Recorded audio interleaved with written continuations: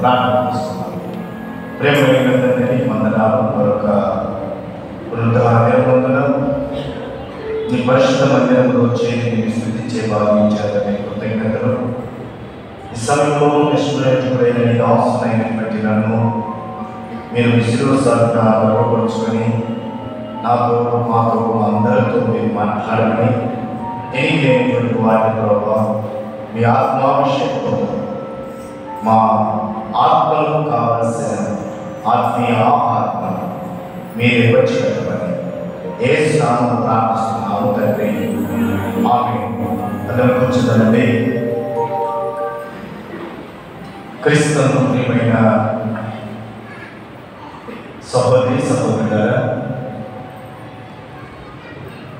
మొట్టమొదటిగా మీ అందరికీ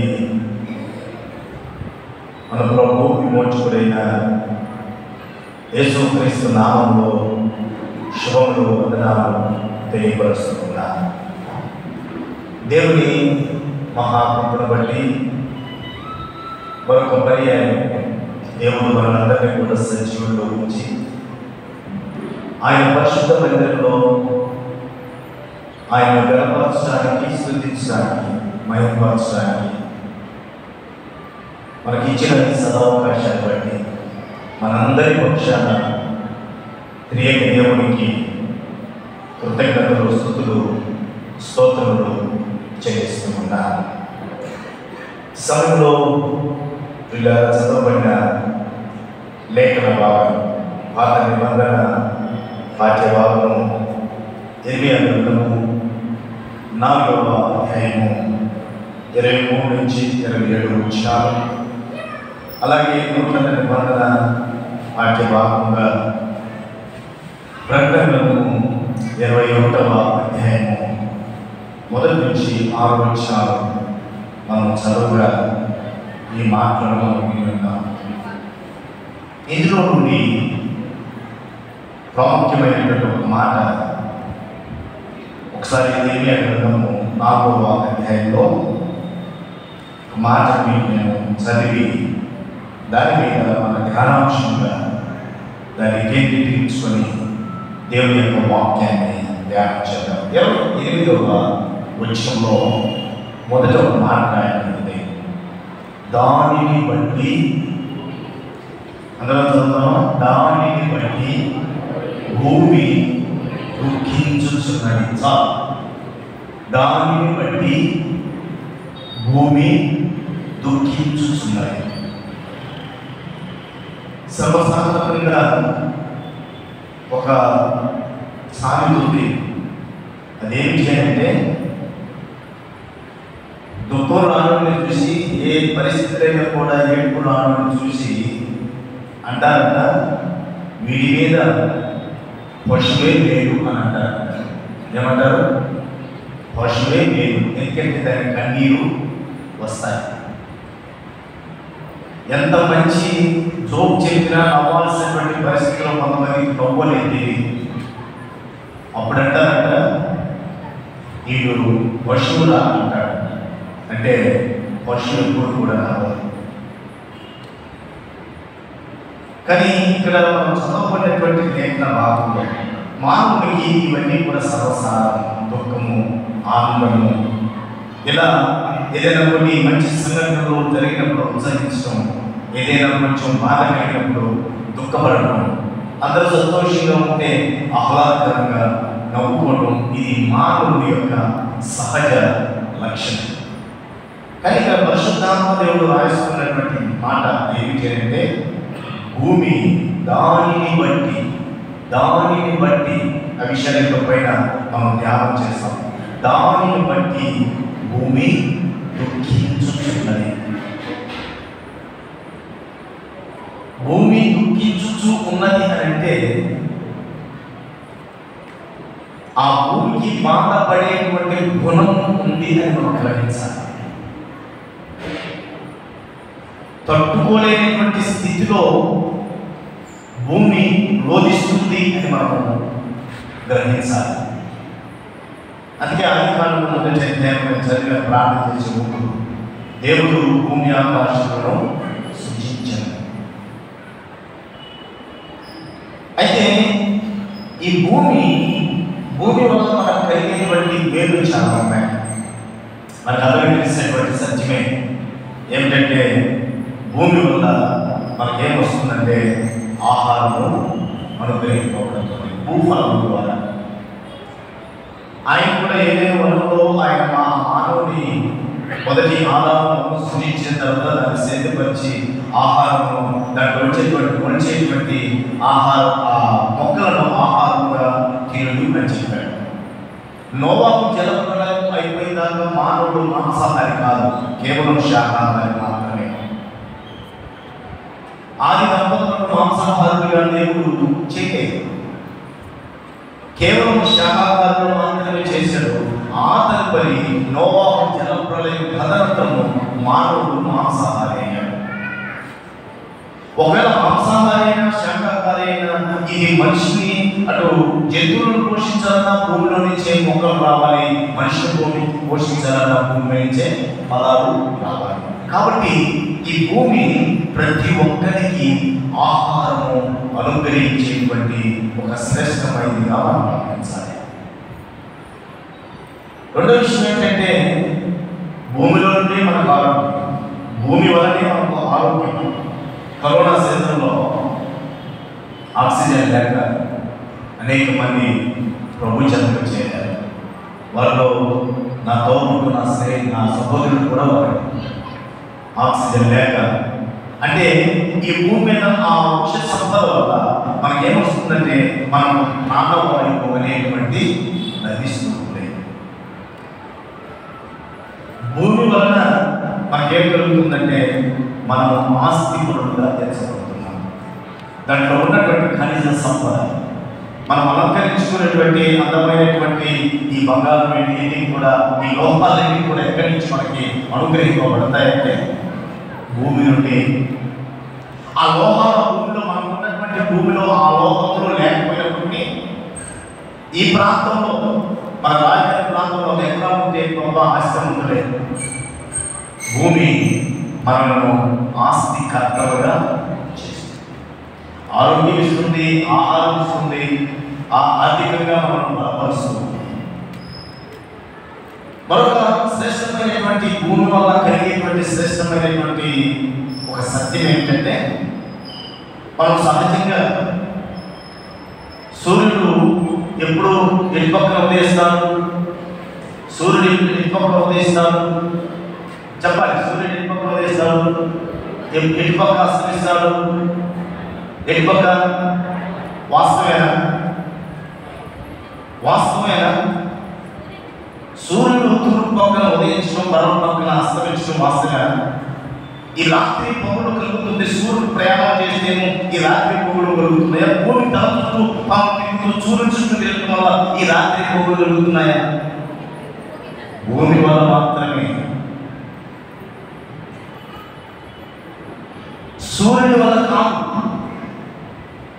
భూమి తన చుట్టూ తాను తిరుగుతూ సూర్యుడి చుట్టూ తిరిగినప్పుడు మనకు రాత్రి పగలు అనేటువంటివి ఏర్పడతాయి. కానీ మనం సహజంగా వాడుగా ఏం చేస్తామంటే మనకు ఉదయాన్నే ఇలా కనపడుతుంది, సాయంకాలం ఇలా అస్తమిస్తుంది కనుక, పశ్చిమంగా అస్తమిస్తుంది కనుక ఇటు ఉదయిస్తున్నాడు ఇటు అస్తమిస్తున్నాడు అనేటువంటి ఆలోచన ఇది మన యొక్క వాడుకమైనటువంటి పద్ధతి. కానీ ఉదయంతా పనిచేసి సాయంకాలం మనం విశ్రాంతి తీసుకోవడానికి నిమ్మలంగా నిద్రపడటానికి కారణం ఏదో తెలుసా? భూమియే ఒక కారణం. దేవుడు మొట్టమొదటిగా భూమిని చాలా అందమైన దానిగా సృష్టించాడు. ఒక మాట చూడండి, యెషయా గ్రంథంలోకి రండి. యెషయా గ్రంథాన్ని ఒకసారి మనం గమనిస్తే క్రీస్తుమైనటువంటి 45వ అధ్యాయం. యెషయా గ్రంథము 45వ అధ్యాయం.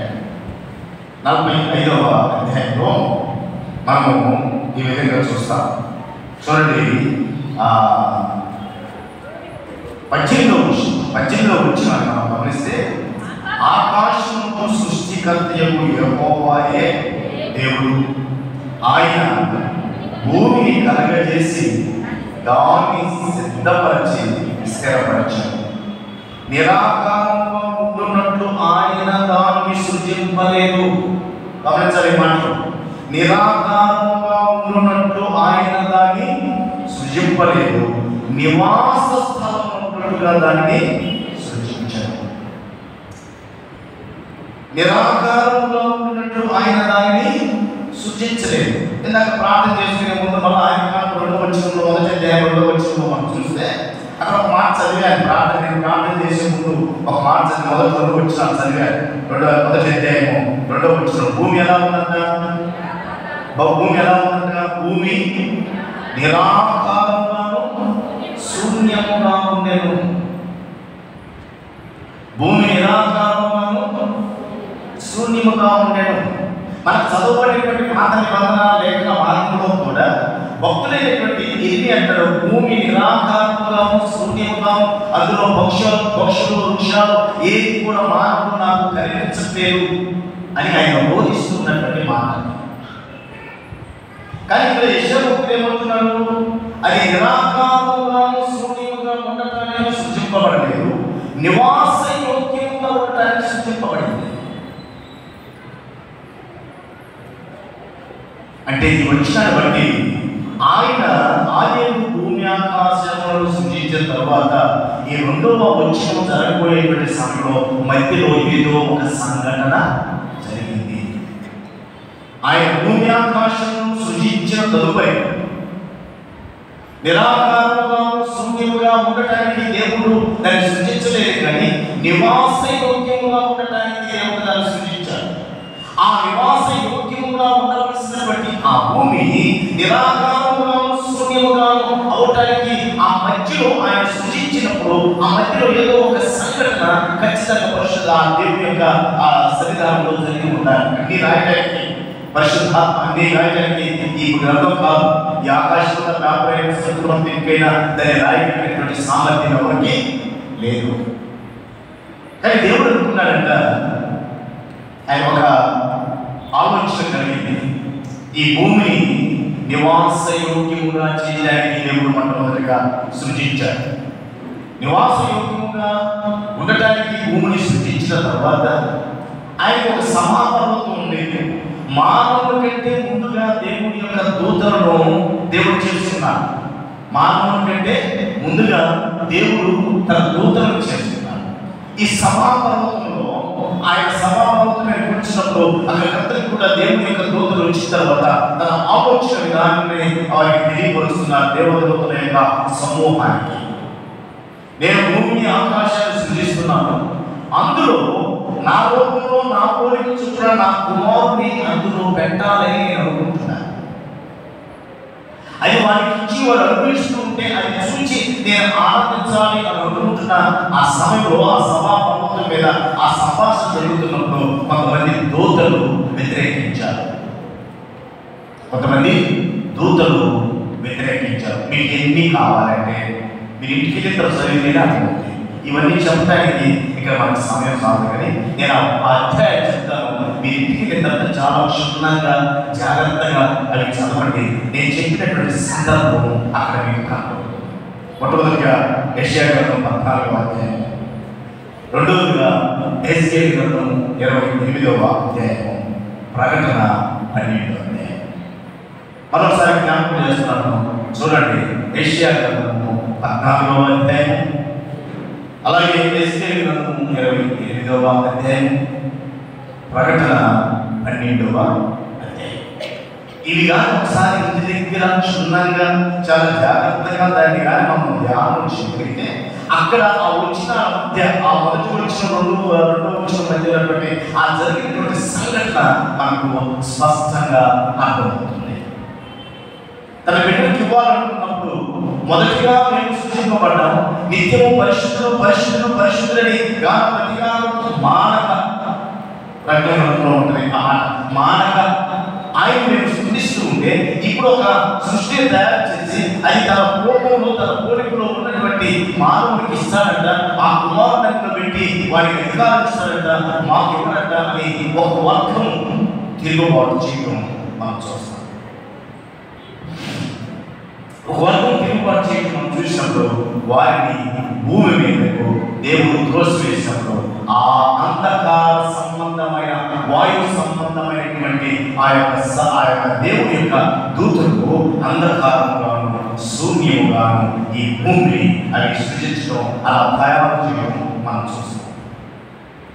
అంటే ముందు దానికి జరిగినటువంటి దేవుడు వాస్తవంగా నిరాకారంగా శూన్యముగా ఉండటానికి చేయలేదు, కానీ నివాస యోగ్యముగా ఉండటానికి చేశాడు. అప్పుడు వారిలో వచ్చినటువంటి ఆ భేదం వల్ల అక్కడ ఏమైపోయిందంటే నిరాకారంగా, అంటే మొదటి వచ్చేసరికి, రెండో వచ్చేసరికి, మూడో వచ్చేసరికి కొంత సమయము అక్కడ కలిగినట్టుగా మనం గమనించాలి. అయితే ఈ భూమి ఎందుకు దుఃఖిస్తుంది? భూమి మొట్టమొదటిగా మానవుని కంటే దేవుని యొక్క దూతలను తయారు చేస్తున్నారు. దేవుని యొక్క దూతల తర్వాత ఆయన సృజించింది భూమి ఆకాశంలో సృజించారు. అది మొదటి రోజు సంగతి మనం పరిశుద్ధ లేఖనంలో చూస్తున్నాం. 6వ రోజు మానవుడు సృజించాడు. అయితే ఈ భూమికి ఉన్నటువంటి ఇంకా ప్రత్యేకతలు ఏమిటంటే ఇది మొట్టమొదటి చెప్పబడినటువంటిగా మన భూఫలాలను అది అనుగ్రహిస్తుంది. 114వ కీర్తన 7వ వచనంలో మనం చూస్తే, 114వ కీర్తన 7వ వచనంలో మనం చూస్తే భూమికి ఉన్నటువంటి సుగుణాలను మనం చూస్తాం. 114వ కీర్తన 7వ వచనంలో మనం చూస్తే భూమి ప్రభువు సన్నిధిని, యాకోబు దేవుని సన్నిధిని వణుకుము. భూమి ప్రభు సన్నిధిని, యాకోబు దేవుని యొక్క సన్నిధిని వణుకుము. అంటే అక్కడ భూమితో పరిశుద్ధాత్ముడు చెబుతున్నటువంటి మాట ఏంటంటే దేవునికి భయపడు, దేవునికి భయపడు. భూమికి దేవునికి భయపడేటువంటి గుణము భూమికి ఉంది. అందుకే దేవుడు అంటాడు, ఆకాశమా ఆలకించు, భూమి చెవి యొగ్గు. అది ఇప్పుడు చెవి యొగ్గాలంటే భూమికి వినేటువంటి ఒక శక్తి ఉంది. దేవుడు ఆ మాట సర్వశక్తి కలిగినటువంటి దేవుడు మాట్లాడితే అది వింటాలి అనేటువంటి సత్యం మనము గమనించాలి. దాతాను, అభిరాము, కోరహు ఈ ముగ్గురు కూడా మోషే నాయకత్వానికి ఎదురు తిరిగినప్పుడు భూమికి దేవుడు మాట ఇచ్చాడు, వారిని రింగు వేయమని. అప్పుడు భూమి ఏం చేసిందన్నా, నోరు తెరిచింది. ఈ లక్షణాలు చూడండి. దేవుడికి భయపడుతుంది, దేవుడు భయపడింది కనుక ఆయన మాటలను ఆరంభిస్తుంది, ఆయన ఆజ్ఞాపించిన నోరు తెలుస్తుంది. కాబట్టి ఇంకా ప్రాముఖ్యమైనటువంటి విషయం ఏంటంటే ఈ భూమి క్రీస్తుకు ప్రియగా దేవుని యెషయా గ్రంథంలో 66వ అధ్యాయంలో మాట చూస్తాం. 60 దానికి ఉన్నటువంటి ప్రాముఖ్యత, అది దుఃఖించడానికి గల కారణం మనం విధానం గమనించినప్పుడు మొదటి వచనంలో యెహోవా ఎలాగూ ఆజ్ఞయించుచున్నాడు, ఆకాశము నా సింహాసనము, భూమి నా పాదపీఠము. భూమికి ఉన్నటువంటి ఒక ప్రత్యేకమైనటువంటి గొప్పతనం ఏంటంటే ఎప్పుడు దేవుని యొక్క పాదాల వద్ద ఉండేటువంటి నిరంతరం ఆయన పాదాల దగ్గర ఉండేటువంటి అనుభవం ఈ భూమి కలిగి ఉంది. అది దుఃఖించాల్సినటువంటి పరిస్థితి ఏంటి? మొట్టమొదటిగా భూమిని ఆకాశంలో సృజించినప్పుడు దేవుని యొక్క దూతలు తిరుగుబాటు చేశారు. దేవుని యొక్క దూతలు తిరుగుబాటు చేయడం వల్ల ఏమైపోయిందంటే కొంతకాలం నా మీద అంధకారం అనుకుంది. ఆ తదుపరి మళ్ళా దేవుడు దాన్ని క్రమపరిచి దాన్ని శుద్ధీకరించి మళ్ళీ చేసేది ఒక రూపానికి తీసుకొని వచ్చాడు. ఆ రూపానికి తీసుకొని వచ్చిన తర్వాత మానవుని సృజించి వారి కుమారుడిని నా మీద ఉంచాడు నన్ను పరిపాలన చేయడానికి. ఇప్పుడు ఆ కుమారుడు ఏం చేశాడంటే పాపంలో పడిపోయి నాకు శాపం తెచ్చాడు. ఎవరికి తెచ్చాడు? భూమికి తెచ్చాడు. భూమికి శాపం తెచ్చాడు. భూమి శపించబడింది అని రాయబడింది. తన కుమారుడితో కూడా పాపాన్ని పొందుకున్నటువంటి వ్యక్తి, పొందుకున్నటువంటి వాళ్ళు అంటే భూమి శపింపబడింది. అంతవరకు ముడతలు, గచ్చలు, ఇలాంటి వికృతమైనటువంటి శాస్త్రాలు ఆ భూమి మీద అలాంటివి మొదలైనవి అన్నీ కూడా పరిశుద్ధమైనవి దేవుడు తొలగించాడు. మొదటి వారు చేసిన తప్పు దేవుడి యొక్క దూతలు కొంతకాలంలో నేను ఆ కప్పవేయబడ్డ బంగారు జన్మలో ఆ తదుపరి తన కుమారుడు పాపం చేశాడు. ఆ కుమారుడు పాపం చేయడం వల్ల కలిగినటువంటి నష్టము నాకే కలిగింది. నేను శపింపబడ్డాను. ఆ శపింపబడిన తర్వాత దేవుడు మానవుని పాపం మరి భయంకరమైనది. దేవుడికి భయపడకుండా 6వ అధ్యాయంలో చూస్తాం. ఆదికాండంలో ఆ దినాల్లో విపరీతమైనటువంటి పాపం, విపరీతమైనటువంటి అన్యాయమైనటువంటి ప్రక్రియలు ఆ దినాల్లో ఉన్నటువంటి వారు చేస్తున్నారు. దేవుడు కోపడ్డాడు. కోపడి అందులో ఒక నియమం ఎన్నుకున్నాడు నోవా కుటుంబాన్ని. తర్వాత కొన్ని దినాలు నీటి ద్వారా వల్ల నేను ముంచివేయబడ్డాను. కనపడలేదు, ముంచివేయబడ్డాను. కొన్ని దినాలు ఆ నీరు తగ్గినదాకా నేనే ఆ ప్రభువుకి దర్శనం చూడకుండా, ఆయన ముఖ దర్శనం చూడకుండా నీటి ద్వారా కప్పబడి ఉన్నాను. కష్టం వచ్చింది కూడా నాకే, బాధపడలేదు. దేవదూతలు పాపం చేసినప్పుడు, వ్యతిరేకించినప్పుడు భూమి దుఃఖపడలేదు. దేవుడి కుమారుడు పాపం చేసినప్పుడు శాపము శక్తమైనటువంటి భూమిగా ఆయన శపించారు. కాబట్టి ఈ సమయంలో మాట నేను జ్ఞాపకం చేస్తాను. అందరూ హోలీ ల్యాండ్కి పోయించాం, హోలీ ల్యాండ్కి పోయించాం అంటారు. నిజమేనా? హోలీ ల్యాండ్ ఎరుషలేముకు పోయించాం అంటారు. భూమి అంతా శపిస్తే ఏడాది హోలీ ల్యాండ్ ప్రత్యేక ప్రాంతంగా భూమిని అంతటినీ కూడా ఆయన శపించారు. భూమిని అంతటినీ కూడా అలాంటి పరిస్థితి భూమి ఆ సమయంలో కూడా నేను బాధపడలేదు, దుఃఖపడలేదు. అయితే మానవుని యొక్క పాపము వికృత శాస్త్రాలు అనేకమైనప్పుడు నేను బాధపడలేదు. కానీ ప్రకటన గ్రంథంలో మనం చదవబడ్డాం. నేను ఎందుకు బాధపడుతున్నా అంటే, నేను ఎప్పుడు ఆయన పాదాల దగ్గర, ఎప్పుడు ఆయన పాదపీఠంలోనే ఆయన మాటలు వింటూ ఆయన చెప్పినటువంటి పని చేస్తున్నటువంటి నేను మరొక కొన్ని దినాల వల్ల నేనే కరుమరిగిపోతున్నాను. ఎవరి వల్ల అంటే ప్రస్తుతము జీవిస్తున్న మానవుడి వల్ల అని అక్కడ ఏలియా భక్తుడు ఆయన రోధిస్తూ భూమిని అక్కడ సాదృశ్యంగా చెప్తున్నారు. ప్రస్తుతం అంటే నోవా కాలంలో ఉన్నటువంటి ప్రజల కంటే, అంతకుముందు ఉన్నటువంటి తన కుమారుడైనటువంటి ఆదాము సంతతి కంటే, దేవదూతలు చేసినటువంటి తిరుగుబాటు కంటే ఇప్పుడు భూమి మీద అధికమైన అరాచకాలు జరుగుతున్న వల్ల ఫలితం ఎవరికి? అప్పుడేమో కొంతకాలం కరువైనా ఆయన పాదాల దగ్గరే ఉన్నారు. అప్పుడేమో శాపగ్రస్తురాలైనా తన పాదాల దగ్గర ఉన్నాను, తన స్వరాన్ని వింటూ ఉన్నాను. అప్పుడు శాపగ్రస్తురాలైనా ఆయన మాట ప్రకారం నేను పనిచేస్తూ ఉన్నాను. ఇప్పుడైతే అసలు నేను లేకుండా పోయేటువంటి దుస్థితి ఏర్పడింది.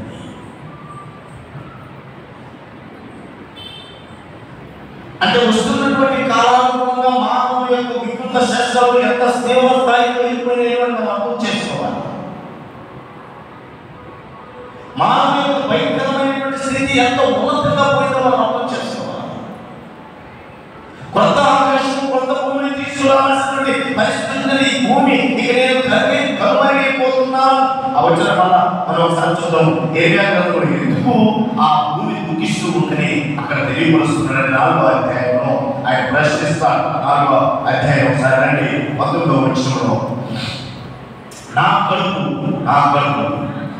నా అంతరంగంలో నాకెంతో వేదనగా ఉన్నది. నా గుండె నరములు నా గుండె కొనుచుకున్నది. కాలలేక నా ప్రాణమా వాకానాదములు వినపడుచున్నది కదా, యుద్ధ ఘోష నీకు వినపడుచున్నది కదా, కీడు వెంట నీకు వచ్చుచున్నది, దేశమంతయు దోచుకొనబడుచున్నది. నా గుడారములో హఠాత్తుగా నిమిషంలోనే నా డేరా తెరలను దోచుకొనబడుచున్నవి.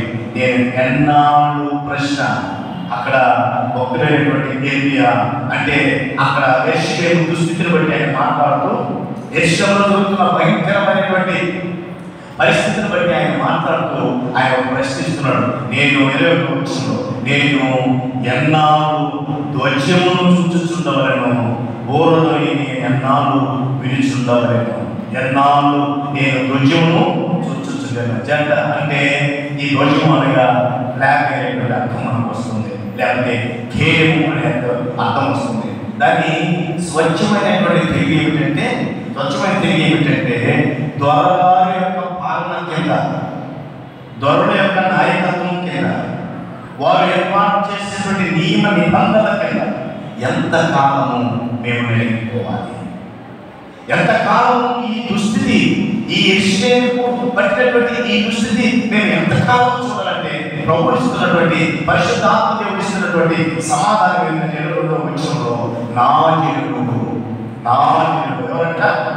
నా జనులు అవివేకులు, వారు నన్ను ఎరగరు, వారు మూడులే పిల్లలను వారికి తెలియలేదు, కీడు చేయుటకు వారికి కీర్తిలు కానీ మేలు చేయుటకు వారికి బుద్ధి చాలు. అందుకు ఈ మానవుని యొక్క దుస్థితి వల్ల, ఈ మానవుని యొక్క అపవిత్రత వల్ల, ఈ మానవుని యొక్క అవిధేయత వల్ల, ఈ మానవుని యొక్క వికృత శాస్త్రం వల్ల అక్కడ భూమి ఆ వెంటనే నేను దుఃఖించుచున్నాను. ఎందుకంటే నేను కనుమరుగైపోయేటువంటి ప్రమాదం నాకు. ఎప్పుడైతే దేవుడికి తిరుగుబాటు చేస్తామో, దేవుని యొక్క దూతలు తిరుగుబాటు చేశారు, వారికి వచ్చినటువంటి తిరుగుబాటు వస్తుంది. మానవుడి హృదయాంతరంగంలో ఎప్పుడైతే అసూయ అనేటువంటిది ఉత్పత్తి అవుతుందో అప్పుడు మాత్రమే తిరుగుబాటు అనేది వస్తుంది. మరోసారి మానవుని యొక్క జీవితంలో ఎదుటివారు చేసేటువంటి పనులు సరిగా లేవు, ఆమోదయోగ్యంగా లేనప్పుడు తిరుగుబాటు అనేటువంటి ఉత్పన్నమవుతాయి. కానీ ఇక్కడ ఈ దేవదూతల యొక్క తిరుగుబాటు ఏంటంటే, దేవుడు చేస్తున్నటువంటి మంచి పని అయినప్పటికీ వారిలో ఉండేటువంటి అసూయ, మాకు లేనటువంటి ఆధిక్యత మానవుడికి ఇస్తున్నాడు దేవుడిని, వారిలోనికి అసూయ వచ్చింది. అందుకే ఎప్పుడైతే మానవుని జీవితంలోనికి అసూయ అనేది ప్రవేశిస్తుందో వాడు అంధకారంలో పడతాడు. ఎవరైనా సరే అసూయ అనేటువంటి మానవుల జీవితంలో ఎప్పుడైతే ఉత్పత్తి అయిందో ఆ ఉత్పత్తి వల్ల మనకు కలిగేటువంటి ప్రమాదం ఏంటో తెలుసా? మనం అంధకారంలోకి నెట్టబడతాం. అక్కడ దేవుని యొక్క దూతలు కూడా వాటి చక్కటి పేరు దేవుని దూతలు అని. దూతలను చూసి అందరూ కూడా మనం బిడ్డలు చాలా క్రిస్మస్ సీజన్ వస్తుంది, వారిని దూతలుగా వారికి ఆ వేషం వేసుకొని వారిని చూసి ఎంతో ఆనందపడతాం. వాళ్ళని చూసి మనలో మనమే తల్లిదండ్రులుగా మురిసిపోతాం. ఆ ఆనందాన్ని పక్కన చెప్పుకుంటూ నా కుమార్తె చెప్పనటువంటి తెలియనటువంటి వారికి కూడా మనం తెలియపరుచుకుంటున్నాం నా కుమార్తె. కారణం ఏంటంటే అంత అందంగా సుందరంగా ఆ వస్త్రధారణలో కనపడతారు. అతి ఉన్నతమైన సుందరమైన రూపం కలిగినటువంటి వారు దేవుని దూతలు అని చెప్పినటువంటి వారు అసూయ అనేది వారి జీవితంలోనికి ఎప్పుడైతే ప్రవేశించబడిందో వారిని ఎలా పిలువబడ్డారంటే అపవాది. దేవుని దూతలుగా ఉన్నప్పుడు ముద్దాడాలి, ఎత్తుకోవాలి, మన బిడ్డ కాకపోయినా కూడా అది ఆ బిడ్డను ఎత్తుకొని ముందు పెట్టుకోవాలి, ఫోటో తీసుకోవాలి అనేటువంటి ఆలోచన మనకు కనపడుతుంది. అదే అపవాది వచ్చినబడితే, అదే అపవాది వచ్చి నేను శక్తి ఇష్టపడతామా? కారణం ప్రేమైన సహోదరి సహోదరులారా, అంధకారం అసూయ అనేది అంధకారంలో పెడుతుంది. ఆ అంధకారంలో ఉన్నటువంటి వాటిని చూసి ప్రతి ఒక్కరూ అసహించుకునేటువంటి రీతిలోకి తీర్చబడతారు. దేవుని ఉద్దేశాలకు వ్యతిరేకమైనటువంటి కార్యాలు చేయాలని ఆలోచన మన మదిలో ఎప్పుడైతే ఉత్పన్నం అవుతుందో, ఎప్పుడైతే ప్రారంభమవుతుందో ఇదే స్థితి మానవునికి కానీ ఆయన ప్రేమించి సృష్టించుకున్న దేవదూతలకు కానీ ఎవరికైనా కూడా చూచినటువంటి అసహించుకునేటువంటి పరిస్థితి వస్తుంది. అలంకారంగా కనిపించినటువంటి ఆ దేహం, అలంకారంగా కనిపించినటువంటి ఆ యొక్క వారి యొక్క పేరు ఇప్పుడు అసహించుకుని అభ్యర్థపడేటువంటి రీతిగా తీర్చిదిద్దబడతాం ఎప్పుడైతే మన జీవితంలోనికి అసూయ అనేటువంటిది ప్రారంభమైంది. అపవాది వారి అనుచరులు పాతాళంలోకి నెట్టివేయబడ్డారు. కారణం వారు నెట్టివేయబడ్డారు, కానీ ఈ భూమి మాత్రము దుఃఖించడానికి గల కారణము నేటి మనం జీవిస్తున్నటువంటి ఈ జీవన విధానం మానవుడికి వేదన కలిగిస్తుంది. రాత్రుల్లో ఈ భూమి పంచ ఇవన్నీ కూడా లైవైపోవాలి. అన్నీ కూడా నూతనమైనటువంటి రావాల్సినటువంటి ప్రసంగ గ్రంథాలు చూస్తే ఏది నూతనమైనది ఈ రోజు ఉన్నదే రేపు ఆ సైకిల్ అలా తిరుగుతూనే ఉంటుంది. కానీ భూమి ఆకాశం మాత్రం పూర్తిగా మార్పు చెందుతున్నాయి అనేటువంటి సత్యాన్ని మనం గమనించాలి. తన పాపముల దగ్గర ఉండేటువంటి అనుభవాన్ని నేను కోల్పోతున్నాను. మానవుని యొక్క కీడు చేయటం వల్ల, మానవుని యొక్క అవిధేయత వల్ల, మానవుని యొక్క మూఢత వల్ల, మానవుని యొక్క బుద్ధి. నా మాట కాదు, ఎవరిలో వచ్చిన పరిశుద్ధాత్మ దేవుడే 4వ అధ్యాయం 22వ వచనంలో పరిశుద్ధాత్మ దేవుడు రాయించినటువంటి మాట, వారి వల్ల నేను భూమిని చూడగా, 23వ వచనంలో నేను భూమిని చూడగా అది నిరాకారముగా సూర్యుడుగా నన్ను ఆకాశం తట్టు చూడగా అసలు వెలుగు లేకపోయాను, పర్వతములను చూడగా అవి కనిపించుతున్నవి, కొండలని కదులుచున్నవి. నేను చూడగా మరొకడును లేకపోయిన ఆకాశ పక్షులను దగ్గర కూర్చుండెను. నేను చూస్తుండగా ఫలవంతమైన భూమి ఎడారి వాయు, అందులో పట్టణములని యెహోవా కోపాన్ని నిలవలేక ఆయన ఎదుట ఉండకుండా పడగొట్టబడి. మనం ఎప్పుడు కూడా చెప్తాం, దేవుడి గురించి చెప్పాలంటే ప్రేమామయుడు, కరుణామయుడు, కృప చూపించేటువంటి వాడు, ఎంత పాపి లేని ఆయన తులసి వేసేటువంటి వాడు కాదు. నిజమే, ఆయనే చెప్పాడు. కానీ ఆయన ఉగ్రత తాళగలిగినటువంటి వాడు ఎవరు లేరు, ఆయన కోపాన్ని తట్టుకోగలిగినటువంటి వాడు ఎవరు కూడా లేరు. ప్రభువును కోపడినటువంటి సందర్భం మనకు ఎక్కడ కనబడుతుంటే, తన మందిరము, ప్రార్థనా మందిరము వ్యాపార మందిరంగా మార్చుకున్నప్పుడు ఆయన త్వరగా మిగేసినటువంటి దేవుని యొక్క కుమారుడుగా కరుణామయుడే, ప్రేమామయుడే, దయామయుడే, చూపించువాడు. కానీ అది మితిమీరినప్పుడు ఆయన ఇచ్చినటువంటి అవకాశాలను మనం సరిగా సద్వినియోగపరుచుకున్నప్పుడు ఆయన కోపానికి, ఆయన ఉగ్రతకు మనం బలవలసినటువంటి పరిస్థితి ఉంది. మానవుడు చేసినటువంటి పాపానికి నేను కరుణైపోతున్నాను. నన్ను ఎదుర్కొన్నాడు అని ఎదుర్కొన్నాను ఎప్పుడు అంటాము? తెలిసి కూడా తెలియనట్టు నటించేటువంటి వారు, తెలిసి కూడా తెలియనట్టు వాడు మనం ఎలాగంటే చూస్తున్నాడు, మనం ఎలాగంటే వాడు మాట్లాడుతున్నాడు, మనం ఎలాగంటే వాడు ప్రవర్తిస్తున్నాడు. ఎవరు అంటే అంతకుముందు మనం ఎవరో అతనికి తెలుసు, అతను ఎవరో మనకి తెలుసు. తెలిసి కూడా ఎలాగట్టుగానే నాకేం సంబంధం లేనట్టుగానే, మరి ఎవరో నాకు తెలియనట్టుగానే మన హావభావాలను, మన ప్రవర్తన ప్రదర్శిస్తున్నామే. కానీ అలాగే దేవుడు చెప్పినటువంటి మాట ఎన్నాళ్ళైనా నువ్వు తప్పదు ఈ యెరూషలేము గురించి అని మాట్లాడుతూ, అలాగే సార్వత్రికమైనటువంటి సంఘం గురించి పరిశుద్ధాత్మ దేవుడు మనతో మాట్లాడుతున్నాడు. అంటే ఏమియుని చేస్తున్నటువంటి కార్యాన్ని దేవుని అంత కాదు, ఏమియుని చేస్తున్నటువంటి కార్యం. వారు నన్ను ఎరగలంటున్నారు, నా జనులు. ఎవరంటాడు? ఎవరంట? మరి మా అమ్మ నాన్నే చూడు, నేను ఎరగనట్టుగా వారు ప్రదర్శిస్తున్నారు. వాళ్ళు మా అమ్మ నాన్నే.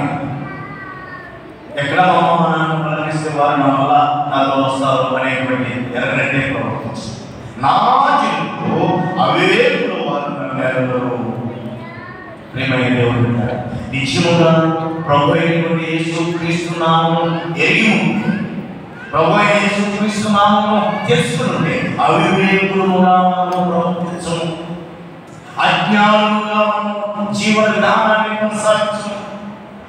మనం చేసినటువంటి ఈ అవివేక పనుల వల్ల సృష్టి యావత్తు, రోమీయులకు రాసిన పత్రిక 8వ అధ్యాయం అంటారు, సృష్టి యావత్తు మూలుగుచున్నది ఎవరు బట్టి?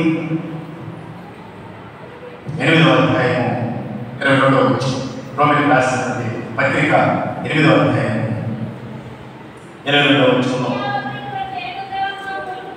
అమ్మా నా సృష్టి యావత్తు 22వ వచనం చదువుతాను.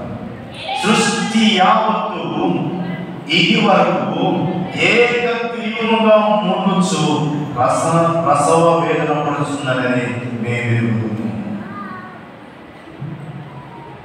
సృష్టి తద్వారా వైరాగ్యం అనేటువంటి ఉందాం. మానవ జీవితంలో వైరాగ్యం ఒకటి ప్రసవ వేద వైరాగ్యం, రెండు శ్మశాన వైరాగ్యం, మూడు వేదాంత వైరాగ్యం. అవివేకానికి నాకు ఎరిగి ఎర్రనట్టుగా ప్రదర్శించేటువంటి వాడు. సృష్టి యావత్తు ప్రసవేదంతో ముందున్నదే స్త్రీ తను ప్రసవించేటప్పుడు, తన బిడ్డకు జన్మించేటప్పుడు ఆమె వేదన భరించలేక అందరినీ నిందిస్తున్నాడు. తర్వాత తను ప్రసవించిన తర్వాత ఆ వేదనంతా కొనబడిపోయి ఆ నెత్తుడు ముద్దులో ఉన్నటువంటి బిడ్డను చూసి ఆహ్లాదంగా ఆనందిస్తున్నాడు. వేదన కొనబడిన తర్వాత ఎవరిని నిందించడం ఆ బిడ్డను చూసి ఆనందిస్తుంది. శ్మశాన వైరాగ్యం కూడా అలాంటిదే. అక్కడికి వెళ్తాం, అక్కడ జరుగుతున్నటువంటి తంతులు మనం చూస్తూ ఉంటాం. ఇద్దరు కొడుకులు ముగ్గురు కొడుకులు ఉంటారు. మా నాన్న చేయలేదు, వాడి చేయమని కార్యక్రమం, ఈ చేయమని కార్యక్రమం, లేకపోతే వాడి పక్క చేయమని కార్యక్రమం అనేటువంటి వాదోపవాదాలు పెట్టుకుంటూ ఉంటాం. అక్కడ ఉన్నటువంటి చూడడానికి వెళ్ళేటువంటి పరామర్శించడానికి వెళ్ళేటువంటి మనం మాట్లాడుతుంటే ఆయన పెట్టుకున్నంత రోజు సుఖం అనేది కనుక ఈ బిడ్డల కొరకు సంపాదించి ఇలా ఆశకల్పన చేస్తే ఈ రుచులు ఒకరి మీద ఒకరు వంతు వేసుకుంటున్నారు. వంతు వేసుకుని మీ వాడు చేస్తారని చెప్పేసి ఆయన ఒక అనాథాలు అక్కడ పడేస్తున్నారు. ఎందుకున్నా మనం కూడా ఆరాటపడతాం. ఏమనిపిస్తుంది? రేపు మనం ఎట్టుబడిద్దారా? మనం ఎందుకంటే ఆరాటపడతాం? రేపు పోయితే ఎంత సంపాదించి కూడా బిడ్డలా మాట్లాడుతున్నాం, మనం ఎందుకంటే ఆరాటపడతాం అని అనుకుంటాం. ఏమో చేసుకుని సమయంలో బిడ్డ పట్టేసిన తర్వాత ఈరోజు ఉద్యోగానికి పోకపోయారు, 2000 చేతులు పట్టు. ఇందాక ఏమనుకున్నాం? ఇలా పడిపోయింటే 1000 రూపాయలు చేయబట్టి వాడు సరిపోయినప్పుడు ఆ వ్యక్తి సరిపోయినప్పుడు అక్కడ మాట్లాడుకున్నటువంటి మాటలు బట్టి ఏమనుకున్నాం? ఎందుకురా సుఖం లేకుండా ఎంత ఆరాటపడి సంపాదించి ఎలక్ట్రికైతే మా వీళ్ళంటే ఇలాంటి పరిస్థితి మా బతుకు కూడా అయితే అని అనుకున్నాం. కానీ ఆ బాడీ ఎప్పుడైతే అక్కడికి వెళ్ళిపోయిందో ఆ మట్టి గుండె పోతామని సార్ మన కుక్కలు ఉన్నప్పుడు కాపులు గద్దలు పెరిగిపోతే లేకుండా మనం బతపరిచే కూడా భూమి ఇంత ప్రయాసం. అయ్యో ఇలా ఆశలు వృద్ధాగా చేతుల్లో ఒకటే పోయింది, ఒక సెలవు పోయింది అని ఆలోచించు. ఇక ఆఖరి ఏ వైరాగ్యం ఇక్కడ మనం కూర్చున్న వైరాగ్యం. అనేక మంది లోకంలో వాళ్ళు ఎంజాయ్ చేస్తున్నారు, వాటిని విసర్జించి వచ్చే కూర్చున్న బాగా ఉంది. ఇక్కడ కూర్చున్న చేపు అబ్బా దేవుడు నాతో మాట్లాడుతున్నాడు, దేవుడు నాతో మాట్లాడుతున్నాడు, దేవుడు నాతో మాట్లాడుతున్న నిజమే. మన వివేకంగా తెలిసి కూడా ఇది చేయకూడదు, ఇది చేయకూడదు, ఇది చేయకూడదు పరిస్థితి మనం చెప్తున్నా కూడా చేయకూడదని నిర్ణయించుకొని మనం కాపాడు కదా. ఈ మొదటి మీటిగా 7 ముగింపు ప్రాంతం ఆశీర్వాదం ముందే అది చూసి వింటున్నప్పుడు మాత్రమే ఆ తర్వాత దాన్ని అనుసరించడానికి మనసు సృష్టి చూడక మన అపవిత్రమైన అవివేక స్థితిని బట్టి అది ఎందుకంటే ఎరగబడుతున్నా నా జీవుడు, నా బిడ్డలు, నా కుమారుడు, నా కుమార్తె నేను కలిపి పోషించేటువంటి వారికి కావాల్సిన సత్వాన్ని వారికి అనుగ్రహించేటువంటి ఎప్పుడు వాళ్ళు ఏమంటారంటే నేను నన్ను ఎరగనట్టుగా 3 లేనట్టుగా కాబట్టి వారి తెలివి లేక కీడు చేయు వారికి తెలియదు కానీ కీడు చేయుట వారికి తెలియదు కానీ మేలు చేయుటకు వారికి ఏం లేదు, బుద్ధి చాలు. ఇలాంటి వారిని మోస్తున్నందుకు, ఇలాంటి వారిని మోసినందుకు, ఇలాంటి వారిని భద్రపరిచినందుకు, ఇలాంటి వారికి శాపగ్రస్తం అయినప్పటికీ ఆఖరిగా ఇలాంటి వారికి నేనే లేకపోతున్నాను, ఇలాంటి వారి వరకు నేనే లేకుండా పోతున్నాను అని భూమి దుఃఖిస్తున్నాను. భూమి అంటే భూమి ఏ పాపం చేయలేదు, భూమి ఏ తప్పు చేయలేదు. మొట్టమొదటి తప్పు చేస్తే దేవుడు చేశారు, ఆ శిక్ష ఏం ఏర్పడింది. రెండవ పర్యాయం దేవుడు తన చేతుల ద్వారా నిర్మించుకున్న మార్పు చేశారు, దానివల్ల శాపం వచ్చింది. ఆ తర్వాత క్రమంగా ఆ సత్తు వచ్చినప్పుడు ఆ నోవా కాలంలో ప్రజలు వెచ్చని జీవితం జీవిస్తున్నారు. అది నేరంతో ముంచబడడానికి శ్రమ భూమికే వచ్చింది. ఇప్పుడున్నటువంటి వారైతే మనాల నుంచి మరల కనుమరుగై మరల దేవుని యొక్క పాద సన్నిధానంలో ఆయన పాదాల యొక్క నిత్యము ఆయనను మాట వింటూ ఆయన పనులు చేసేటువంటి ధన్యత మాత్రం కలిగేది. అది ఇప్పుడు పాత్ర పాత్రే కారణము ఈ ప్రజలకే భూమి మీద ప్రభువుని ఎరిగి కూడా ఎరగనట్టుగా మన కార్యకలాపాలు చేస్తున్న మనను బట్టి భూమి దుఃఖిస్తుంది. ప్రభు ఏ తప్పు చేయలేదు, ప్రభు ఏ తప్పు చేయలేదు. ఆయన మన కొరకు నిందించబడ్డాడు, మన కొరకు కొట్టబడ్డాడు, మన కొరకు ముఖం మీద ఉమ్మి వేయబడ్డాడు, మన కొరకు ఆయన అవహేళించబడ్డాడు. ఎవరు తప్పు చేశారు, ఎవరు బాధింపబడుతున్నారు, చేసినటువంటి తప్పు మనము బాధింపబడుతున్న భూమి, చేసిన తప్పు మనము శ్రమ పడినటువంటి వ్యక్తి ప్రభువైనటువంటి యేసుక్రీస్తు మన కొరకు తన చివరి బుద్ధిన రక్తపుట్టి కూడా చిందించినట్టు తన సర్వం విడిచినట్టు అప్పుడప్పుడు చెప్తూ ఉంటారు, తండ్రి దేనికైనా తన బిడ్డలో ఆ క్షేమంగా ఉండడానికి తండ్రి ఏదే చేయడానికి సంసిద్ధంలో ఉంటుంది. తండ్రి ఏది చేయడానికైనా సిద్ధంగా ఉన్నాడు. అందుకే ఈ చిల్డ్రన్స్ డే, మదర్స్ డే వచ్చినప్పుడు మన వాట్సాప్లో చూస్తూ ఉంటాం, తల్లి సంకరం పెట్టుకుంటుంది. తల్లి ఎక్కడ పెట్టుకుంటుంది? సంకరం పెట్టుకుంటుంది. తన పరిధిని ఆ సంకలో పెట్టుకొని ఆ పరిసర ప్రాంతాలన్నీ మనం చూపిస్తున్నారు. తండ్రి ఎక్కడ పెట్టుకుంటాడు? ఒకసారి పెట్టుకుంటాడు. అయ్యా నేను చూడని కూడా నువ్వు చూడరా, నేను పొందనటువంటి ఆశతో కూడా నువ్వు పొందరా, నాకంటే ఎక్కువగా నువ్వు ఉండరా, అప్పుడే నాకు సంతోషం అని మనలో తన రూపంలో తన పోలిక చొప్పున ఆ పరలోకపు తండ్రి మనల్ని ప్రేమించి అలా చేస్తే మనమేమో కొన్నిసార్లు నేర్చుకోలేదు కాదు, ఆయన మనం ఎరగడం వల్ల మనం ఆయన్ను నా బిడ్డలు నశించుకోకూడదు. లోకంలో ఉన్నటువంటి వారు ఉండకుండా వారు ఒక ప్రత్యేకమైనటువంటి జనాంగంగా ఉండాలని నీ వరకు నా వరకు ఆయన రక్తం చెందాల్సినటువంటి ఆవశ్యకత ఉంది కనుక భూలోకం వచ్చాడు. నీ వరకు నా వరకు కల్వరిలో తన ప్రశస్తమైనటువంటి సుందరమైనటువంటి తన రూపాన్ని కోల్పోయాడు. తన శరీరంలో ఉన్నటువంటి ప్రశస్తమైనటువంటి చివరి రక్తం కొట్టువాడు మన అధికారంలో వరకు మన ఆయన వరకు కాదు, మన పాపం ప్రియమైన దేవుడు కదా. తప్పు చేస్తుంది మానవుడు, తప్పు చేసింది దేవుడి దోతలు మానవుడు ఎరిగినటువంటి వారు ప్రతిసారి ఏది హింసించబడుతుంది? భూమి మాత్రమే హింసించబడుతుంది. మన తప్పిదం నిమిత్తము ఆయన గాయపరచబడ్డాడు. మొట్టమొదటి ఎప్పుడు గాయపరచబడ్డాడు అంటాడు ప్రభువారు? ఎప్పుడు గాయపరచబడ్డాడు? తల్లి చెప్పాలి. ఎప్పుడు గాయపరచబడ్డాడు? మొట్టమొదటిగా ఆయన ఒడ్డు కల్పించినప్పుడు. రెండో పర్యాయము యోధుల సాంప్రదాయం ప్రకారం సుమతి చేయబడ్డాడు. మూడో పర్యాయం తనను చేయటువంటి నేరము ఆయన మీద పడినప్పుడు పదార్థపడమన్నాడు. నాలుగో పర్యాయం శిలువకు అప్పగించినప్పుడు ఆ శిలువలో ఆయన కాలు చేతుల్లో చీరలు ఆ చచ్చాడా లేడా చూడడానికి తన ప్రక్కలో బలిము ఈయన రాజున్న ఈ రాజు ఒక కిరీటం కావాలని ఆ ముందు కిరీటం తన తలకు గుర్తినం.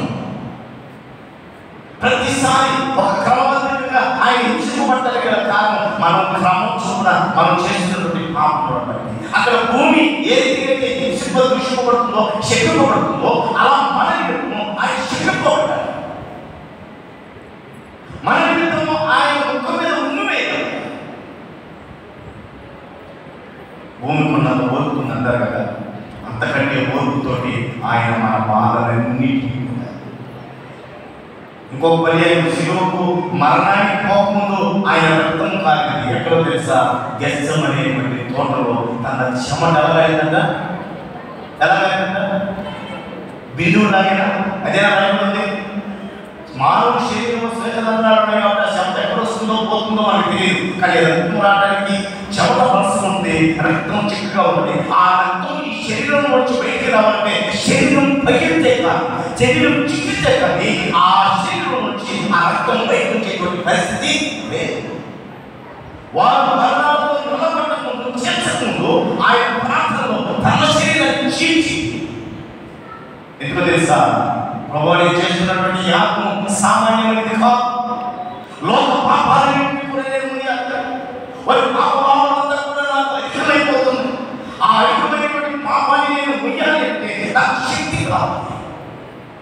ఎందుకంటే నువ్వు విలువస్తావు నాకు తెలుసు, నువ్వు వెలుస్తావు నాకు తెలుసు. నువ్వు విడిచినప్పుడు ఆ దేవునికి చేయలేని కాకుండా దాని ధైర్యంతో శక్తితో చేయగలిగినటువంటి సామర్థ్యత నాకు దయచేసి. చెమటలో నుంచి అంటే శ్వేతరంధ్రం నుంచి రక్తం రావాలి అంటే సామాన్యమైనటువంటి పని కాదు.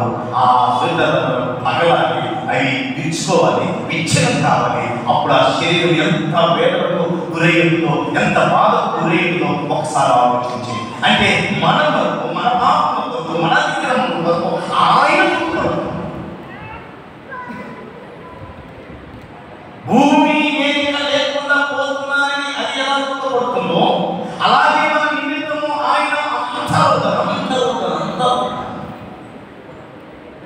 ఎందుకో ప్రభా, ఎందుకంటే ప్రియమైన సహోదరి సహోదరులారా, నేను ముగిస్తూ ఉన్నాను దేవుని యొక్క మాట.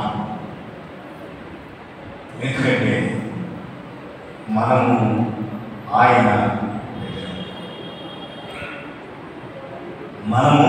ఆయన బిడ్డలు కాబట్టి భూమి పైన ఒక భూమి వస్తుంది, మరొక భూమిని దేవుడు నూతన భూమిని మనకి ఇస్తాడు. నూతన హృదయాన్ని చేయడానికి వాడు నూతన భూమిని ఇస్తాడు, నూతన ఆకాశం. సృష్టిలో ఏది ఉంది మనకే బాధ లేదు. కానీ అలా బాధను బట్టి క్రీస్తు యొక్క బాధను మనము జ్ఞాపకం చేసుకోవడానికి ఈ యొక్క సమయంలో పరిశుద్ధాత్మ దేవుడు మనకు అనుగ్రహించినటువంటి అవకాశం. ఆయన కోరే ఒకటే, అవివేకులుగా బ్రతకకూడదని. ఆయన కోరే ఒకటే, మూడు లేనటువంటి పిల్లలుగా ఉండకూడదని. ఆయన కోరుకునే ఒకటే, కీడు చేయవారుగా ఉండకూడదని, కేవలం మేలు చేయవారుగానే. మీ శాస్త్రంగా మీరు కీడు మాత్రం చేయదు. మేలు చేయడం చేత కదా, కీడు చేయడానికి కప్పుకు వచ్చి చేస్తారంటే మరి నేను చేయబడి మాత్రం కీడు మాత్రం చేయి. ఇలాంటి మనుషులను చూసి భూమి దుఃఖిస్తుంది. ఇలాంటి వారిని మనకే ప్రభు అయినటువంటి యేసుక్రీస్తు కల్వరిలో ప్రాణం పెట్టాడు. మనం బ్రతుకున్నంత ఆయన ఏమున్నాం, ఆయన మాటలు ఆ భూమి ఎలా చెవికిందో మనం వెళ్ళిపోయానికి పిల్లలు కలిగి పెద్దవాడిని చేశాను, వారు పెరిగి పెద్ద అయ్యారు.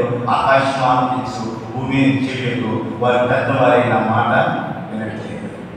పిల్లవాడు ఉన్నప్పుడు చక్కగా విన్నాడు, ఇప్పుడు పెద్దవాడైపోయాడు. అన్ని దేశంలో అయిపోయాడు. ఏం తెలియనప్పుడు నా మాట విన్నాడండి.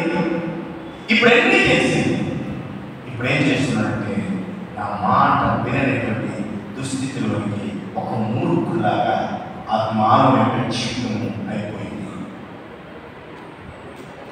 భూమి ఆయన పాదాల దగ్గర నిత్యం ధరించుకుంటుంది. ఆయన మాట ప్రకారం తెలుస్తుంది. అన్నీ భూమి దాని శిక్ష విధి ఎదుటం, దానికి శిక్ష రాకుండా అది తొక్కబడుతుంది. ఏ బాధ లేకుండా మన నిమిత్తం మన పరిస్థితిలో ప్రాణం పెట్టిన ఆ ప్రభుత్వం మనం ఎలా జీవించాలి ఒకసారి ఆలోచించి. మనం పడవలసినటువంటి ఆ వేదనంతటి కూడా ఆయన కలవలసిలో పడినప్పుడు ఆయన ఎరగనటువంటి వారిగా బ్రతుకుతాం. మూర్ఖుల్లానే మన జీవిత ప్రయాణాన్ని కొనసాగిద్దామా? నిత్యం కీడు కొరకే ఆలోచన చేసేటువంటి వారిగా బ్రతుకుతామా? ఆయన కూడా దుఃఖిస్తాడు. కేవలం స్వస్థపరిచేటువంటి వాడే, ప్రేమించేటువంటి వాడే, మృతులు లేపేటువంటి వాడు కాదని అయ్యా మాట్లాడేటువంటి మాటకు యేసు కన్నీరు విడిచింది. ఇది మాత్రమే చేయగలరు నా దేవుడు, మిగిలి చేయగలిగి కాదు, సమస్తం ఆయనతో సాధ్యమే. సమస్తము సాధ్యమే. నేను పాడమంటే నాకు చాలు చేసేయాలి. చక్కగా పాడాను, అందరం కలిసి పాడిన స్తుతించాను. పాటకే పరిమితం చేసి ప్రవర్తనలో వదిలేస్తే పాట ఫలితం లేదు. ప్రభువుకు సమర్పించుకోవాలి. అది మన జీవితాన్ని ఫలభరితంగా ఏ శరీరం మీద మనం బ్రతుకున్నప్పుడే ప్రభు కొరకు జీవించాలి. ఆయన ఉన్నతమైనటువంటి కృపను పొందుకోవాలి. అట్టి కృప పరిశుద్ధాత్మ మధ్యాహ్న సమయంలో మనకందరికీ అనుగ్రహించుగాక. దేవుడు ఈ మాటలను వీటిలో దీవించి మన హృదయాంతరంలో ప్రకటింపచేయును గాక. వినవలేదు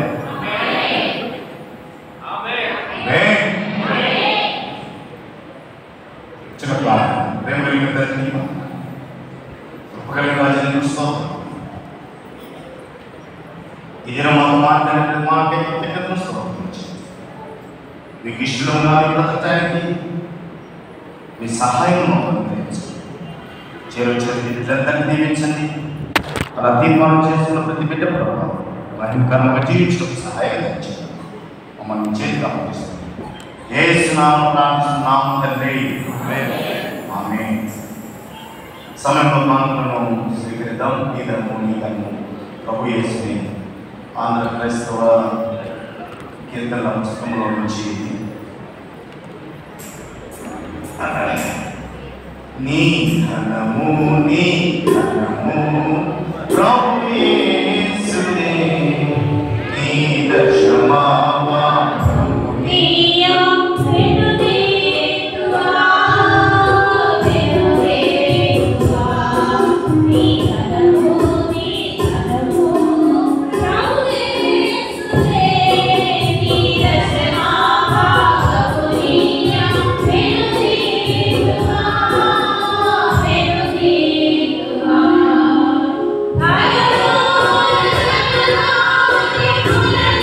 Yeah.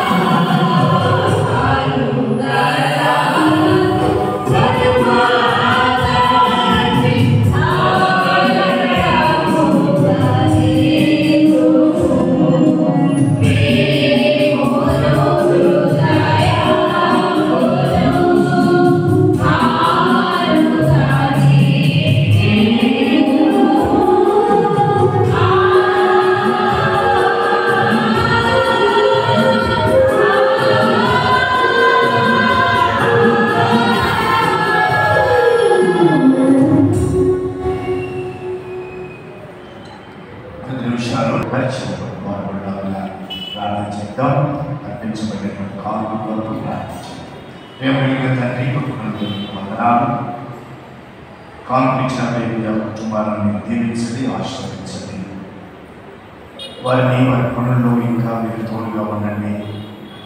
ఇకను బహుగా నీ పరిచర్య కొరకు ఇవ్వటానికి కలిగినటువంటి సామర్థ్యంతో వారిని దినదినము అభివృద్ధిపరచినట్టు ప్రార్థిస్తున్నాను.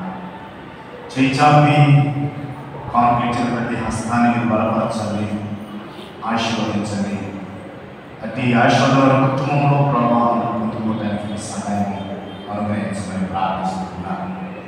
ఈ కానుకలను ప్రభా నీ నామం మాత్రమే ఈ యొక్క రాజ్య వ్యాప్తి కొరకై ఉపయోగించడానికి మీ సహాయం అనుగ్రహించడానికి ప్రార్థిస్తున్నాను. యువతండ్రి పరిచారకులుగా కానుకలను స్వీకరించిన మీ సోదరులను ఆశీర్వదించండి. సంఘంలో ఆయన రీతిగా కానుకించిన వీటందరికీ అనుకుంటున్నాను. మీరు మీ కృపలో జ్ఞాపకం చేసి ఆశీర్వదిస్తూ దీవించి కృపలో భద్రపరచమని యేసు నామమున ప్రార్థిస్తున్నాము తండ్రి, ఆమేన్. కూర్చుందామండి. కూచిపూడి అనిరాజు గారు వచ్చి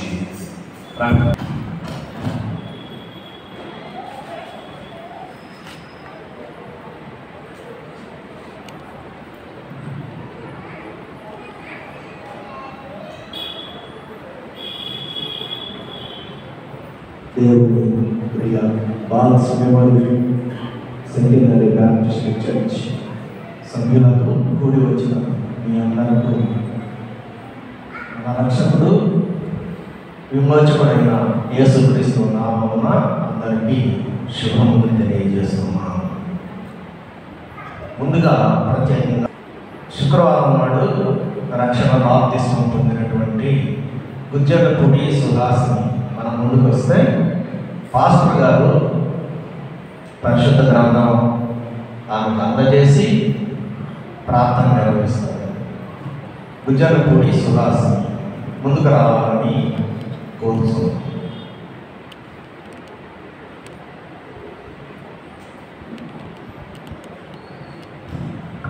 సహోదరి సొంత రక్షకుడిగా అంగీకరించి ప్రభు కొరకు తన జీవించాలని తీర్మానం చేస్తున్నాను.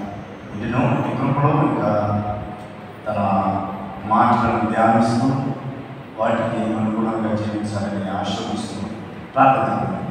తనలో ప్రార్థించాలి. ప్రేమ తండ్రి వందనాలు. మా సహోదరి ప్రభావం బహిరంగంగా మీరు నిజమైన దేవుడిని విశ్వసించి క్రీస్తు యేసు నామమున గ్రహించి లోకమంతా కూడా వ్యర్థమని మీ కొరకు జీవించాలని సిద్ధపడిన సహోదరి సుభాషిణి వందనాలు ప్రభావం. ఈ నామం మాత్రమే జీవించడం చూపించండి.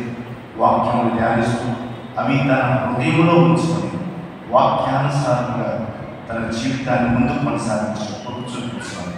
తన జీవితంలో ముందున్నటువంటి సమయాన్ని కూడా మీ చేతికి అప్పగిస్తూ ఇది వాక్య ధ్యానం చేయాలని సంఘము గ్రహించినటువంటి ఈ యొక్క బైబిల్ సంఘాలకు స్తోత్రం చెల్లిస్తూ కృపాకాంతాలను దాన్ని ఉంచుతుంది. ఏ స్థానం ప్రార్థిస్తున్నాము తండ్రి.